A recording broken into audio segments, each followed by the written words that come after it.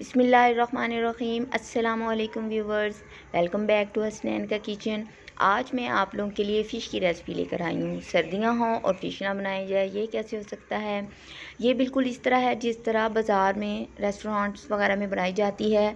ये क्रिस्पी भी है, स्पाइसी भी है और जूसी भी है। और मैंने बिल्कुल इस तरह से बनाई है। अगर आप इस तरीके से बनाएंगे तो आप लोगों की रेसिपी जो है वो ना ये फ़िश टूटेगी और ना ख़राब होगी। इसलिए आप लोगों ने ये रेसिपी ज़रूर ट्राई करनी है। लेकिन रेसिपी स्टार्ट करने से पहले आप लोगों ने मेरे चैनल को लाइक एंड सब्सक्राइब करना नहीं भूलना। तो लीजिए रेसिपी बनाना स्टार्ट करते हैं। बिस्मिल्लाहिर्रहमानिर्रहीम। सबसे पहले हम इसको फ़िश को कवर करके रख देंगे आटे के साथ, जो घर में गंदम का आटा होता है, 15 से 20 मिनट्स तक। ठीक है। इस आटे का लगाने का ये फ़ायदा होता है कि एक तो जब इसको साफ़ करते हैं अच्छी तरह पानी के साथ आटे से रगड़ कर, तो ये इसमें से जो है ये साफ़ बहुत अच्छी तरह हो जाती है फ़िश, और इसमें स्मेल चल जाती है और ये शाइनी सी हो जाती है। एक तो क्लीन बहुत अच्छी तरह हो जाती है, एक इसमें से स्मेल चल जाती है, यानी इसके दो फ़ायदे हैं। अब हम इसके ऊपर स्पाइसेस जो लगाने हैं वो मैं बता देती हूँ।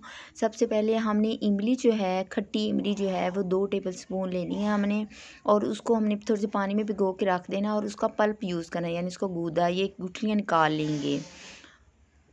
उसके बाद 2 टेबलस्पून गार्लिक पेस्ट, यानी कि लहसुन का जो है वो पेस्ट लेना है, 1 टेबलस्पून लेमन जूस, और 1 कप जो है वो हमने बेसन लेना है। जो कम यूज़ करना चाहें वो कम भी कर सकते हैं।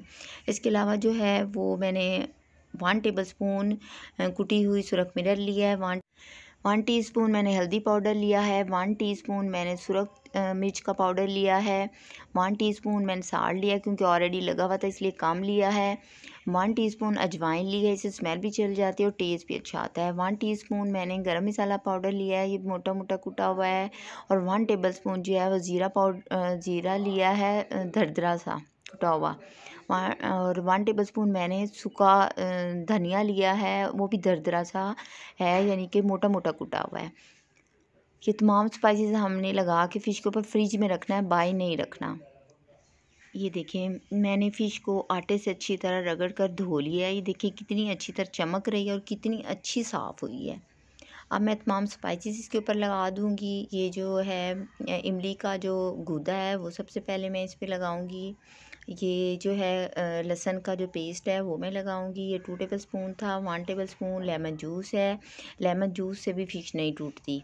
ठीक है। अगर आप नए नए हैं और बच्चियाँ हैं बनाने वाली, तो आप लोग एक अंडा भी इसमें ऐड कर दें। अंडा अगर इसमें डालें तो ये बिल्कुल नहीं टूटती। इसके बाद मैंने 1 कप बेसन डाल दिया है और तमाम स्पाइसेस डाल दिए। इनको मैं अच्छी तरह से हाथ की मदद से लगा के, तो इसे कम से कम 3 से 4 घंटे के लिए फ्रिज में रख दूँगी, बाई नहीं रखना। अब हम जो है फ़िश को 3 से 4 घंटे के बाद इसको फ्राई करना स्टार्ट करते हैं। ऑयल जो है वो मीडियम आंच पे रखना है, इसको बहुत ज़्यादा गर्म नहीं करना, ताकि जो फ़िश है वो बाहर से ना जले। अगर बाहर से जल जाए तो अंदर से कच्ची रहती है, और थोड़ा सा इसको ऊपर से पुश करते रहना है ताकि अंदर को पानी वगैरह है, ये देखें इस तरह पुश करना है ताकि अंदर को पानी वगैरह है वो निकल जाए, और आहिस्ता आहिस्ता आंच पे इसको बनाना है। तकरीबन 10 से 15 मिनट में जो फ़िश है वो रेडी हो जाएगी, और इसको हमने डिश आउट कर लेना है। ये देखिए इसमें से पानी निकलता है जब हम इसको पुश करते हैं। ये आहिस्ता आंच पे पकाने का यही फ़ायदा होता है, अंदर पानी जो है वो निकल जाता है और ये ड्राई सी क्रिस्पी सी तैयार होती है आहिस्ता आंच पे। अल्हम्दुलिल्लाह माशाल्लाह हमारी फ़िश बहुत अच्छी तैयार हो गई है। ये बहुत ज़्यादा रेड नहीं है क्योंकि मैंने रेड कलर नहीं डाला। अगर आप चाहते हैं कि इसका कलर रेड हो तो आप इसमें 1 टीस्पून रेड कलर भी यूज़ कर सकते हैं। देखिए अब हम इसको डिश आउट कर लेते हैं। मैं पहले प्लेट में इसको निकालूंगी ताकि एक्स्ट्रा घी जो है वो निकल जाए। उसके बाद जो है मेन डिश में मैं इसको ट्रांसफ़र कर दूँगी। मेरी ये बनाई हुई रेसिपी बहुत ज़्यादा ऑथेंटिक है। मैंने इसको काफ़ी दफ़ा ट्राई किया है। उसको ट्राई करने के बाद मैं इसको आप लोगों को के सामने लेकर आई हूँ।